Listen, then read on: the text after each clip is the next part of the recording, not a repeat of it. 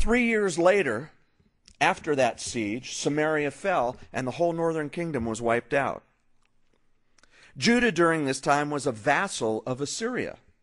If you remember, King Ahaz, Hezekiah's dad, had asked Assyria to attack Israel because Israel was coming after Judah. And Assyria did it. And oh, by the way, you better pay us for it. And oh, by the way, you can pay us something every year. In other words, the southern kingdom of Judah became a vassal of this pagan entity, Assyria. And when Ahaz later in his life asked Assyria to help them because the Philistines, who were on the west, and the Edomites, who were on the east of Judah, began attacking, he called Assyria. Hey, we've been paying you. We're a vassal of yours. Could you take care of these guys that are attacking? And you know what they said? Nope. Just keep paying us the money. Ahaz was very different than his father. His father had sold himself out to Assyria and pagan worship. If you remember, Ahaz went up to Damascus after Assyria had helped him out with taking care of Syria and Israel coming after them. And he saw this cool-looking altar. He went, whoa, that's really cool. I like that. I like the way their priests work and stuff. Let's build one of those down in Jerusalem. And so he sent word, even before he came back to Jerusalem, to the high priest. And he said, hey, here's some plans for a new altar, new, improved. Oh, really cool. Let's build this one in the temple outer court. And that's exactly what they did. And they took the altar as God had ordained for them to build, and they moved it to the north. He kept it, just so if he wanted to inquire of God, well, he'd go inquire at that altar. But all the rest of the sacrifices, he would sacrifice on this pagan altar. Not only that, it says that he closed the temple doors. Now you got to think about what this temple looked like, okay? There was an outer court. It was open. There were various kind of outbuildings along the side of the wall and so forth. Solomon's stables were along there. Various things. But it was this outer court wall around it, but it's open to the top. And this is where what they called the laver was a giant bowl of water where the priests would ceremonially clean. And it was on these beautiful things, these animals that supported it, made out of gold and brass that Solomon had designed. And also in the outer court there, that's where the altar is, okay? It's in this outer area. Then that's where the sacrifices were slaughtered. That's where they were burned on the altar and so forth. Then there was an inside building. And if you can imagine a building about 40 feet wide and I think 120 feet long.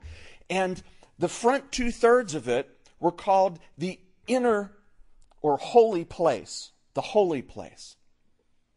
And when you would go inside there, only the priests were allowed to go in there. You remember some of the kings had tried to go in there and offer incense and so forth. One of them was struck with leprosy because of doing that. So that if they went in, the priests would go in, and what you would see in there, in this big space, was not very much, actually.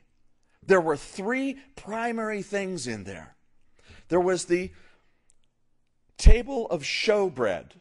And the table of showbread was a table where you showed bread. 1 loaf for each of the 12 tribes of Israel.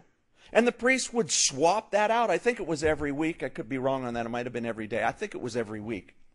And he would swap out the bread in there. And it laid there, and it was a sign before the Lord of the faithfulness of the 12 tribes. And on the other side, there was a huge menorah.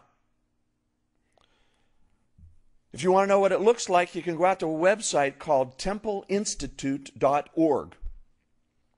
And this is part of the organization that believes that the Messiah, they are Jews who believe that the Messiah is coming as soon as the second temple or the third temple is built, is rebuilt. So they are preparing for when the temple can be built in Jerusalem. And they've built several of the things. They've worked on the vestments for the high priest, and they've built the menorah. And you can see a picture of it. 8 feet tall, solid gold. And it provided the light in the holy place. Speaking about the light, that Israel was chosen to be a light to the Gentiles. That was God's plan. Then there was this big heavy curtain into the back 1/3 of the area called the most holy place. But right in front of that curtain was a small altar, just more like a table, just about so big. And on it was a small bowl where they would burn the incense, the special incense, the incense that they had the formula for, that they were not allowed to burn at any other time. And it was constantly burning before the Lord, the smoke rising as if like prayers. Now behind the veil is what was called the most holy place. Only the high priest went in there once a year, the Day of Atonement, to pour the blood upon the mercy seat, because what was in there was this box. Did you ever see Raiders of the Lost Ark? All right, that's the box. That's where it was, in the most holy place.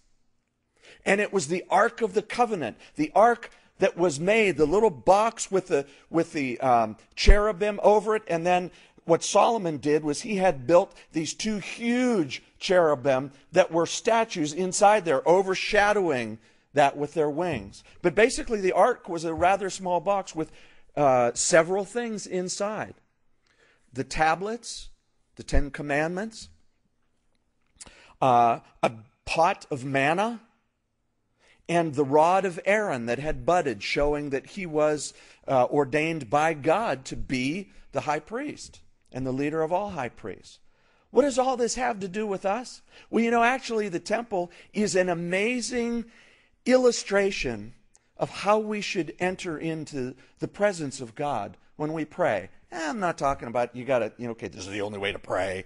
And, put all these pictures in your mind. But it's a very interesting illustration, because when we approach God, we need to remember, first of all, as we walk and try to enter into His presence, the first thing we need to remember is we have been washed by the Lord. And the only way that we were washed is because of the sacrifice of Jesus Christ, the altar and the laver on the outside. And then as we enter in, we see the table of showbread. The bread. Jesus is the bread of life. He said His word is bread. We need to consume that. It's what feeds us. The menorah, the light. He is the light of the world. And His light is life to us. And that altar of incense with prayers continually. Speaking about how we commune with God. And we should, as Paul says, we should be praying unceasingly. We should always be in an attitude of prayer. Kind of a little bit like that guy from Fiddler on the Roof. Anybody ever see Fiddler on the Roof? And the main guy, he's always like talking to God. God, are you doing this to me, God? Now, maybe our attitude should be a little different at times than his is. But the point being that prayer is not just when we get into our closet and begin, okay, Father in heaven. No, it's a continual communion and communication between us and God, just as that altar of incense was continually burning. The good news for us is it tells us in the New Testament, when Jesus was sacrificed on the cross, it says that the temple veil, the separation between that holy place and most holy place where the blood of the atonement was poured out, was split in two from top to bottom, as if God reached down with His very hands and grabbed hold of the top of the veil and just said, nope.